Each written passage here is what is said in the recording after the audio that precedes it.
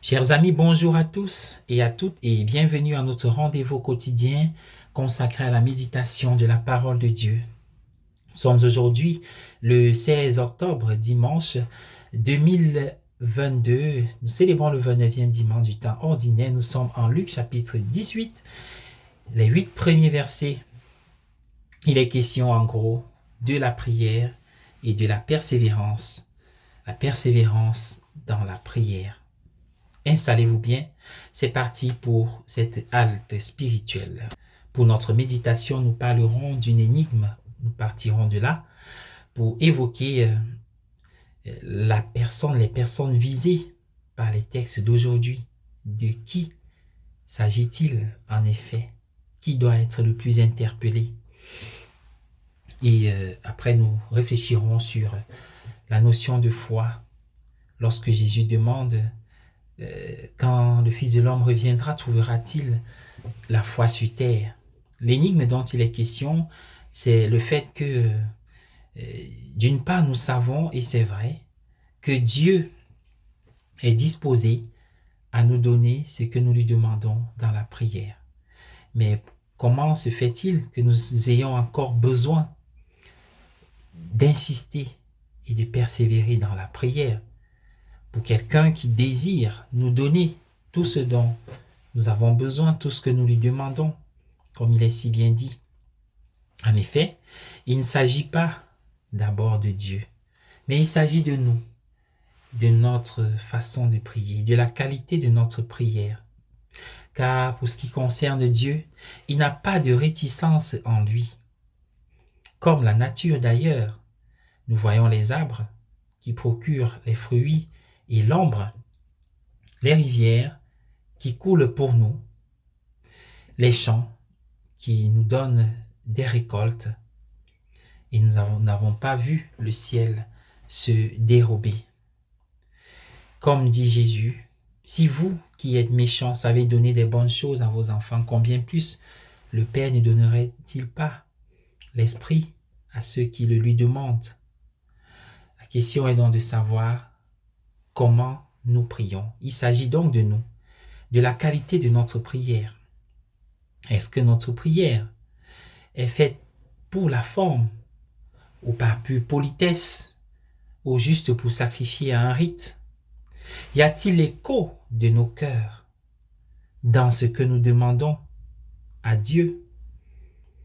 Oui, bien-aimés du Seigneur, d'où la différence entre être affamé et être prêt pour un repas, le dîner, le souper, le déjeuner.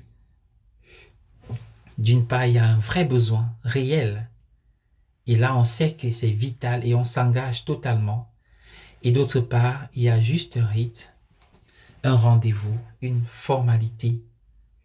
D'où la question de savoir jusqu'à quel point j'investis ma foi dans ce que je demande à Dieu. Suis-je prêt, disposé à passer par le feu et l'eau pour obtenir ce que je demande?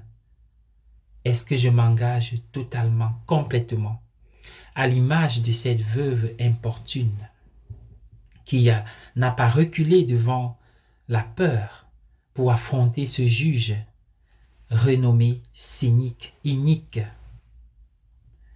Ou alors, comme ce peuple d'Israël qui avait foi dans le Seigneur et qui remportait les victoires quand les mains de Moïse restaient élevées, et bien même lorsque la fatigue les envahissait, il était soutenu par Aaron et Our. Bien-aimés du Seigneur, contemplons encore cette image du combat entre Israël et Amalek. C'est vrai, ne stigmatisons pas pour dire que Amalek, c'est un peuple qui représente le mal et Israël, la puissance du bien. Mais nous allons voir ce combat, revoir, redécouvrir, relire ce combat avec les lunettes spirituelles. C'est le combat entre la vertu et le vice en nous et qui nous rappelle aussi le combat de Jacob. Dieu a accepté d'être vaincu par Jacob, par amour, parce qu'il nous respecte, il respecte notre liberté. Mais plus nos mains spirituelles sont élevées, plus nous remportons les victoires spirituelles sur nos vices, nos failles et nos défauts. Nous savons même que parfois, le rythme, la situation existentielle, sociale, familiale peut avoir l'impact sur notre vie de prière et nous perdons pied. Au lieu du contraire, encore plus quand ça ne va pas, mais aussi quand tout va bien. Alors, bien-aimés du Seigneur, nous réalisons que la relation avec Dieu ressemble à une relation amicale. Une relation amicale sans dialogue, sans échange, sans rencontre, c'est dépérit. Mais une relation amicale, avec tout cela, s'enrichit. La prière est un lieu d'enrichissement de notre relation avec Dieu. Par ailleurs, les textes nous révèlent que sur ce chemin de la prière, nous avons des aides. Et la première aide, c'est la parole de Dieu. Que notre prière soit nourrie par la parole de Dieu. Il faut donc ouvrir le texte, l'écriture, les Écritures, pour s'en nourrir, s'en gaver au maximum. Et finalement, ce sont ces paroles qui parleront à nous, car ce que nous obtenons, si cela va dans le sens de Dieu, nous l'avons certainement. L'autre aide, c'est la communauté, les frères et sœurs, représentés ici par Aaron et Our, qui soutiennent les mains de Moïse pour que la victoire soit du côté d'Israël. Mais la dernière aide très importante, c'est nous-mêmes, l'écho de notre cœur, maître du cœur dans ce que nous faisons. Car parfois notre prière reste une formalité, nous ne nous y engageons pas, puisque nous avons peur de ne plus avoir la maîtrise des choses. Nous avons peur de perdre la main. Alors nous donnons au Seigneur les détails, les aspects de notre vie, de nos situations. Pourtant, il veut tout. C'est de cette foi qu'il est question.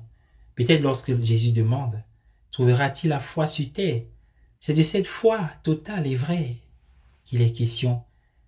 Et cette foi se raréfie aujourd'hui plus que les essences que nous recherchons, gaz, pétrole, etc., avec le contexte actuel.